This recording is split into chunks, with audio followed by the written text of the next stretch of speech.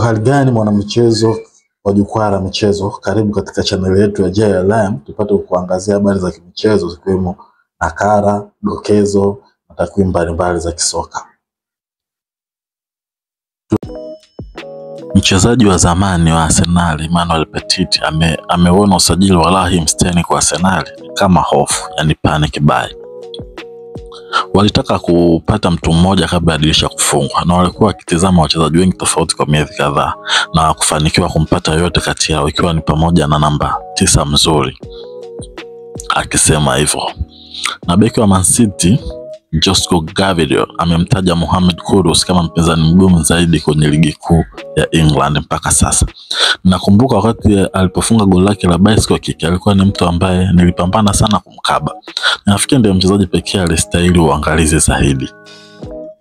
Mwaka 2011 star na mkongwe wa soka David Beckham alivunja rekodi kwenye mitandao baada ya kuzamisha mipira 3 katika ndoo 3 tofauti kwa mfululizo akiwa beach. Alipoulizwa na waandishi wa habari kwa ufupi tu baada ya tukio kama ni la kweli au la, alitoa jibu rahisi tu, ndio ni kweli. Aliongea kwa kusema alikaa beach masaa 5 mpaka 6, kwa hiyo alikuwa na muda mwingi wa kufanya majaribio kuhusu hilo.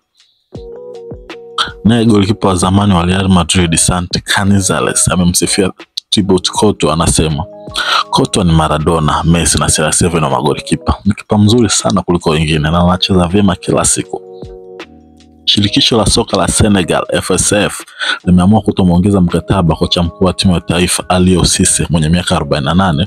Uamuzi huo umechangiwa na Senegal kushindwa AFCON mwaka 2023 na kuondolewa kwenye kombe la dunia 2022 baada ya kufungwa mabao 3-0 na Uingereza katika hatua ya 16 bora. Cisse alidumu kwa miaka 9, aliongoza Senegal kutoa taji la AFCON mwaka 2021. Na kwa mara ya kwanza tangu 2003 sio jina la Messi au CR7 liloorodheshwa katika tuzo za Ballon d'Or za mwaka 2024. Ligi 10 bora duniani kwa mujibu wa Opta ni kama ifuatavyo: namba 1 Premier League England, namba 2 Serie A Italia, namba 3 Bundesliga Ujerumani, namba 4 La Liga Hispania, namba 5 Ligue 1 Ufaransa, namba 6 ikishikwa na Brasileirao ya Brazil, namba 7 Primera Liga ya Ureno, namba 8 Belgian Pro League Ubelgiji, namba 9 MLS USA, namba 10 English Championship, ligi daraja la kwanza ya England.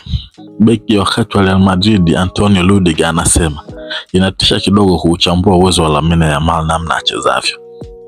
Na miaka 17 inashangaza.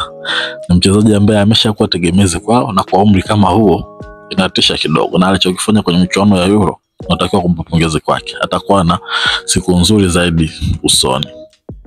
Chukua hii: kabla ya ujio wa Cole Palmer pale Stamford Bridge, akakuwa na mchezaji wa Chelsea aliyewahi kushinda tuzo ya mchezaji bora wa mwezi kwenye Premier League tangu star Eden Hazard afanye hivyo mwaka 2018.